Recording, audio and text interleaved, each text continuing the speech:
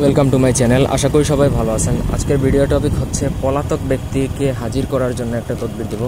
অর্থাৎ কেউ যদি পালিয়ে চলে যায় তাহলে তাকে কিভাবে ফিরিয়ে আনতে পারবেন। এখন যে কেউই পালিয়ে যেতে পারে, ঠিক আছে? আপনার স্ত্রী পালিয়ে যেতে পারে, আপনার হাজব্যান্ড পালিয়ে যেতে পারে, বা আপনার প্রেমিকা, আপনার প্রেমিক, যে কেউ, আপনার ঘরের যে কেউ পালিয়ে যেতে পারে। যে কাউকে পালানো ব্যক্তিকে হাজির করার তদবির দেবো। তো প্রথমত বলে রাখি, পুরো ভিডিওটা A to Z দেখুন, তারপরে বুঝে শুনে কাজ করবেন। অবশ্যই আমার চ্যানেলটা সাবস্ক্রাইব করবেন, লাইক কমেন্ট শেয়ার করবেন। আপনারা যদি আমাদেরকে দিয়ে কোনো ব্যক্তিগত কাজ করাতে চান, সেক্ষেত্রে স্ক্রিনে দেওয়া নাম্বার আছে, চাইলে সেই নাম্বারে ইমোতে বা হোয়াটসঅ্যাপে যোগাযোগ করে যে কোনো কাজ করাতে পারবেন আমাদেরকে দিয়ে, দেশে অথবা দেশের বাইরে থেকে।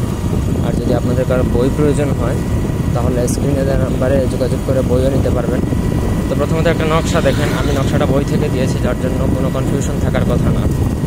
আমি একবারে অথেন্টিক বা জেনুইন যেই নকশাটা, সেটা আমি স্ক্রিনে দিয়ে দিয়েছি। নকশাটা প্রথমত ভালো করে খেয়াল করুন এবং ঠিক এই নকশাটাই লিখতে হবে, বিকল্প কোনো ভুল করলে চলবে না। নকশাটা কাগজেও লিখতে পারেন, ভোজপত্রের মধ্যেও লিখতে পারেন, এটা আপনার উপর ডিপেন্ড করে। কাগজে লিখলেও হবে, তবে ভোজপত্রের মধ্যে লিখলে ভালো। তো ভোজপত্র হচ্ছে ভোজ গাছের পাতা বা ভোজ গাছের ছাল থেকে তৈরিকৃত পাতা। ভোজপত্র বা কাগজের মধ্যে লিখে নিচে যে পালিয়ে যাবে তার নাম, যদি ছেলে পালিয়ে যায় তাহলে ছেলের বাবার নাম সহ লিখতে হবে, যদি মেয়ে পালিয়ে যায় তাহলে তার মায়ের নামটাও লিখতে হবে। লেখার পরে যে কোনো গাছের ডালে বেঁধে দিবেন। এমন কোনো গাছের ডালে বাঁধবেন যে গাছের ডালে বাতাস বয় এবং তাবিজটা যেন নড়াচড়া করতে থাকে, অন্য কোনো ডালের সাথে যেন আটকে না যায়, এই বিষয়টা খেয়াল রাখবেন।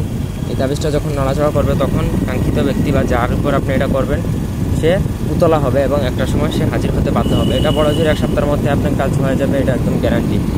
ভিডিওটি ভালো লাগলে লাইক দিবেন, কমেন্ট শেয়ার এবং সাবস্ক্রাইব করবেন। ধন্যবাদ সবাইকে।